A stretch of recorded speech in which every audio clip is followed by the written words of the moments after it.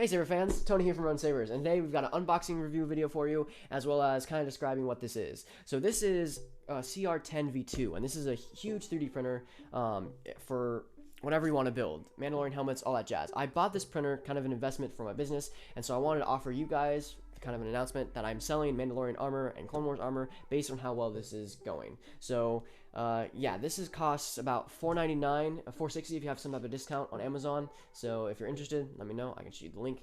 But yeah, let's open this thing up.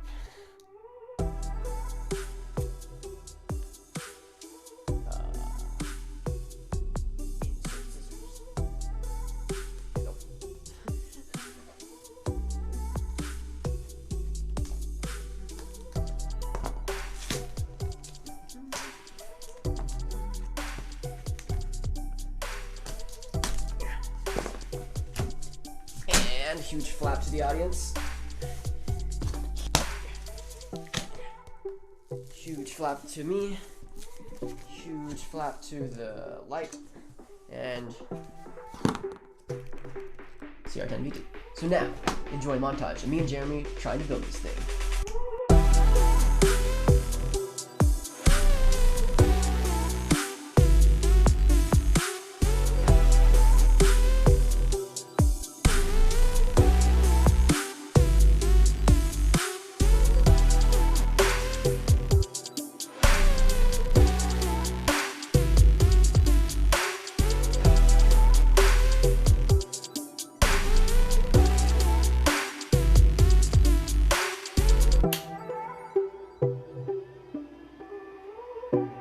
Welcome to reality.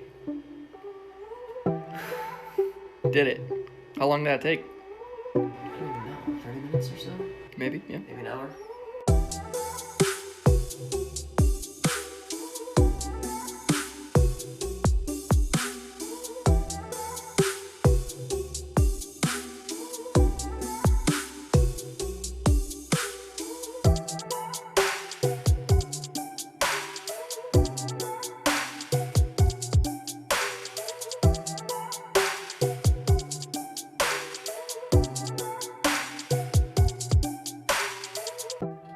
So we're going to build a OWK3 chassis from Echo Sabers from CR-10. I bought the STL file from them. This build is going to take 2 hours and 12 minutes and 18 grams of filament.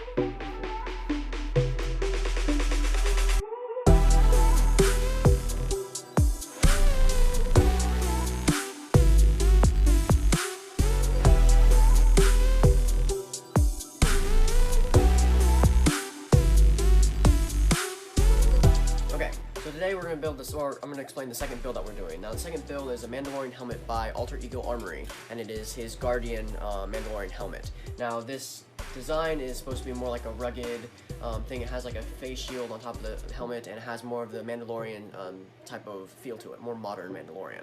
Now I'll show you the STL file. This is how it originally comes in. You have to print off the ears and the vents in the back separately, and it looks pretty cool.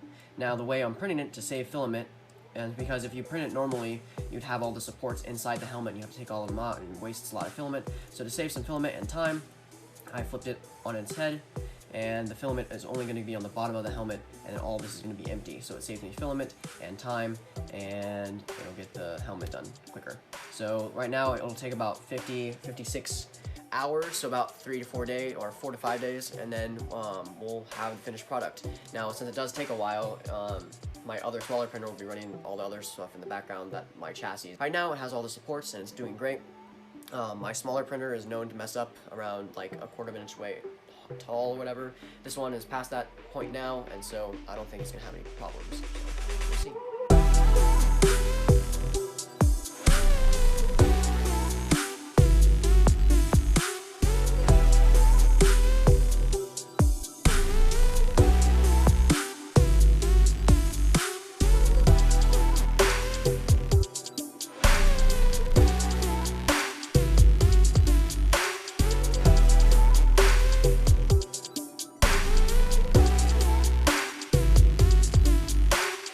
Is finally ready to be taken off. So let's take a whack at it.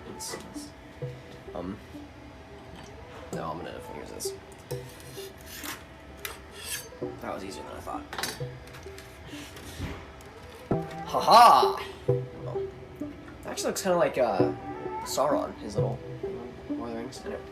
No. Okay. Wow, that's crazy. I need some pliers. There we go.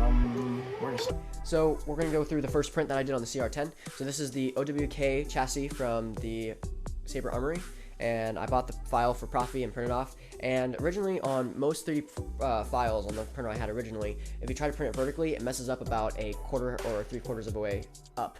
And so even with supports, this one printed perfectly fine, no blemishes or no warping. This is the one that I was talking about on the other printer. So this is on my Mini Pro 3, and I printed it horizontally, and as you can see, it has warping right there. So instead of the speaker being circular like this one, it is oblonged and oval-ish. And so, and then as well, ripping off the supports kind of damaged it, so I had to file it down. Not as pretty, but yeah, side-by-side comparison of the chassis itself, printing vertically for, I think this is about 4 inches tall, no problems whatsoever, and very smooth compared to what this print. Now, our second build, holy cow, I didn't think it was gonna work. I've had a lot of problems with printers before at Duke University, and because they were testing it back out a few years ago and I helped with that.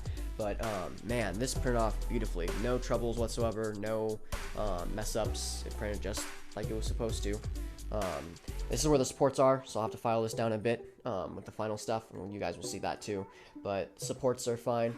One thing I did have with the I think it was the programming though, not the file itself or the printer, is that it didn't have supports around where the eye areas were, except in the front here. So it had a lot of not warping, but it just didn't have anything to stick to. So it decided to kind of just hang there because it was printing upside down.